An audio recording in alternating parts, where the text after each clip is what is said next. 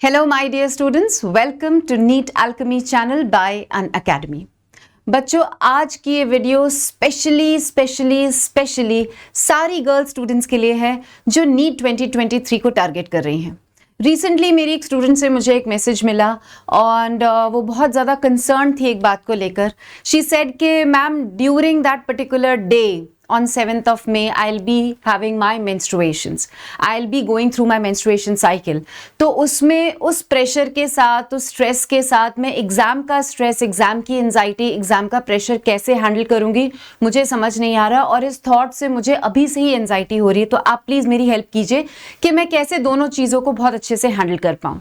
जैसे मैंने उसका मैसेज पढ़ा बच्चों, मुझे रियलाइज़ हुआ कि ये जो सिचुएशन है ये तो बहुत सारी गर्ल स्टूडेंट्स के साथ होंगी और वो अभी से ही इस बात की एंजाइटी में चल रही होंगी कि यार इन दोनों चीज़ों को मैं कैसे हैंडल कर सकती हूँ। नो डाउट दोनों ही चीज़ें अनअवॉइडेबल है। We can not avoid NEET 2023। उसके लिए हमने जी जान लगाकर मेहनत करी हुई, इतने सैक्रिफाइस करे हैं हमने, हमारे पेरेंट्स ने, हम इतने सालों से मेहनत कर रहे हैं। And obviously the other thing is also unavoidable कि हम अपनी मेंस्ट्रुएशन साइकिल को कंट्रोल नहीं कर सकते, उसको अवॉइड नहीं कर सकते। तो दोनों चीज़ों को हमें साथ में लेते हुए अच्छे से हैंडल करना है और ऐसे हैंडल करना है कि हमारी ये जो फिजिकल सिचुएशन है, जो मेंस्ट्रुएशन का टाइम है, इसका फर्क कहीं से कहीं तक 0.1% भी हमारे नीट में, एग्जाम में क्वेश्चन करने में, अटेम्प्ट करने में फर्क बिल्कुल भी दिखाई ना दे, हमें इस बात का बिल्कुल भी प्रेशर ना हो। तो I thought of making this video to help all the girl students out there जो शायद इस प्रॉब्लम को फेस करने वाली होंगी या अभी से ही उनको इस बात की चिंता हो रही होगी। तो बच्चों 3-4 छोटी छोटी चीज़ें हैं जो हमें ध्यान में रखनी है और ये 3-4 चीज़ें अगर हम ध्यान में रखेंगे तो हम बहुत ईजिली अपनी मेंस्ट्रुएशन साइकिल को बहुत अच्छे से हैंडल कर पाएंगे और उसके साथ अपनी पूरी एफिशिएंसी से बढ़िया परफॉर्मेंस देते हुए नीट 2023 का पेपर अटेम्प्ट कर पाएंगे। तो देखो पहली चीज जो सारी गर्ल्स के लिए है, whether you will be going through the cycle on that day और नॉट, आपको to be on the safer side you should always carry a sanitary napkin with you, है ना। ये आप बायो की स्टूडेंट्स हो बच्चियों, तो आपको पता है कि जब एंजाइटी होती है, जब घबराहट होती है, जब किसी चीज़ का हमें डिप्रेशन हो रहा होता है या अंदर ही अंदर चिंता हो रही होती है, तो इन सब चीज़ों से, स्ट्रेस से हमारी बॉडी में बहुत सारे हार्मोनल चेंजेस होते हैं और उसमें कभी कभी हमारी जो साइकिल है वो ड्यू डेट से पहले आ जाती है। तो it might be a case with you also कि इस स्ट्रेस और इस एग्जाम प्रेशर की वजह से हो सकता है आपकी बॉडी जो है हार्मोनल चेंज के थ्रू अंडरगो कर रही हो। तो इसीलिए to be on the safer side you should always carry a sanitary napkin with you, जिसके लिए कोई मना नहीं करेगा, कोई रोकेगा नहीं, कहीं से कहीं तक उसको कैरी करने में कोई प्रॉब्लम नहीं होगी। तो ये सारा, ये वाली जो पॉइंट है, ये जो काम है, ये सब गर्ल स्टूडेंट्स को करना है ताकि you are at ease mentally कि अगर कुछ ऐसा होता भी है तो हम उसके लिए ऑलरेडी प्रिपेयर्ड हैं। दूसरा पॉइंट कि जिन गर्ल्स का मेंस्ट्रुएशन साइकिल उस टाइम चल रहा होगा and on 7th of May they will be menstruating, तो उनको तो खास ध्यान में 2-3 चीजें रखनी है। पहला, you should carry extra number of sanitary napkins with you, not just 1 but carry 2-3 napkins with you. दूसरा, to be on the safer side थोड़ा सा डार्क कलर के क्लोथ्स पहन कर जाओ so that you are not you are not that worried about staining of clothes. तो वो वाला प्रेशर जो है, क्योंकि ये बात सारी मैं आपसे इसलिए कर पा रही हूँ because I have been through the same situation as yours, right. और मेरी सिचुएशन तो और भी खराब होती थी मेरी साइकिल के ड्यूरिंग, क्योंकि मुझे बहुत पेन होता था, एब्डोमिनल पेन होता था, बैक पेन होता था, बहुत नॉजिया रहता था, बहुत बार वॉमिटिंग भी हो जाती थी। तो ऑफकोर्स आई कैन अंडरस्टैंड जो आपकी सिचुएशन अगर इस तरीके की है और साथ में नीट का एग्जाम है जिसका हम 1 साल से 2 साल से 3 साल से इंतजार कर रहे हैं, तो वो दोनों चीज़ों को मैनेज करना क्या हो जाएगा, हमारे लिए मुश्किल हो जाएगा। तो in case during that the day of yours, exam day of yours, अगर आप मेंस्ट्रुएट कर रहे हो, then carry some extra napkins with you and try to wear some dark clothes, ताकि आपको वो चिंता ना रहे कि स्टेनिंग हो सकती है या ऐसा कोई प्रॉब्लम हो सकता है।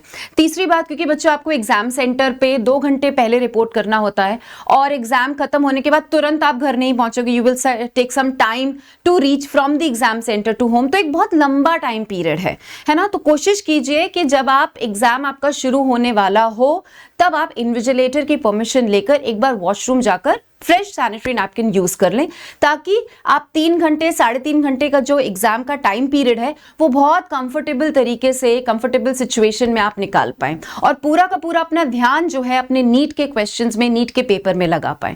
तो ये जरूर कीजिएगा कि एग्जाम शुरू होने के बिल्कुल पहले, just before you are going to write the exam, उसके बिल्कुल पहले आप जो है एक फ्रेश सैनिटरी नैपकिन यूज कर लें।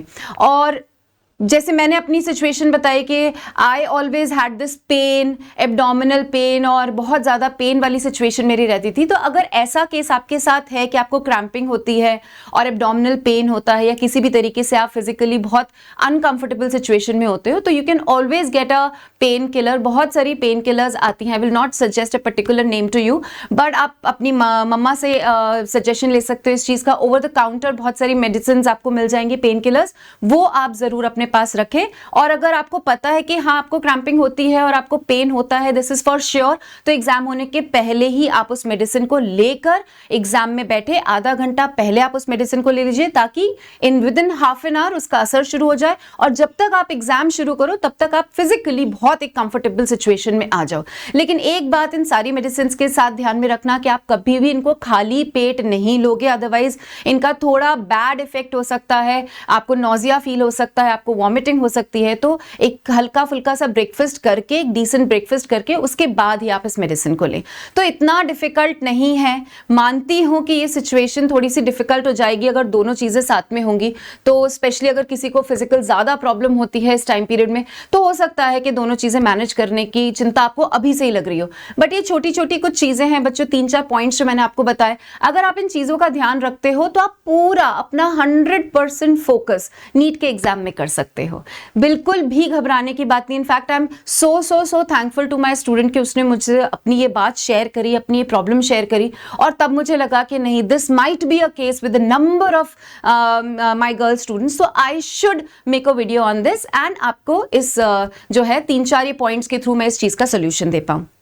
तो बिल्कुल भी घबराने की जरूरत नहीं। देखो, ऐसे छोटी बड़ी रुकावटें तो आपके इस पूरी जर्नी में आई होंगी, और रुकावटों से डर जाते तो हम यहां तक कभी भी नहीं पहुंचते।